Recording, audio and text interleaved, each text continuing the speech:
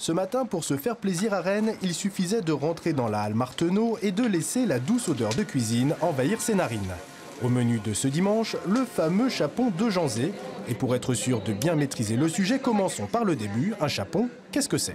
Un chapon, c'est un poulet que l'on a castré à 5 semaines et que l'on a nourri au lait entier les 4 dernières semaines de sa vie. Ça pèse combien? Ça pèse 3,5 kg, 4 kg. Nous sommes tous d'accord, le chapon de Janzé, c'est un animal, mais c'est aussi un label et un collectif d'éleveurs. Des éleveurs qui organisent depuis plus de 20 ans la fête du chapon de Janzé dans un endroit stratégique, la commune de Janzé. Mais cette année, pour la première fois, et c'est une révolution, la fête du chapon de Janzé a lieu à Rennes. On a fait une étude donc, par l'Institut de gestion de Rennes et qui a mis en évidence qu'il y avait un Rennais sur 2 qui connaissait bien la fête du chapon, qui en avait déjà entendu parler. Maintenant, il y en a 1 sur 5 seulement qui est déjà venu une fois. Donc du coup, on s'est dit, s'ils ne viennent pas vers nous, pourquoi ne pas aller vers eux? Voyez, mesdames et messieurs. Cette délocalisation a failli entraîner un combat de coqs, les bouchers de la capitale bretonne criant à la concurrence déloyale.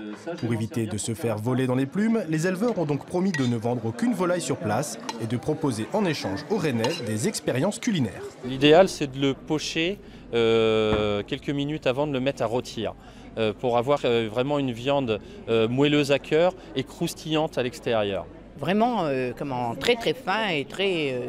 c'est moelleux, c'est tout ce que qu'est-ce qu'on veut dire. vous n'avez pas goûté, vous? Si vous voulez goûter, justement, rien de plus facile. La fête du chapon de Janzé dure encore 2 jours.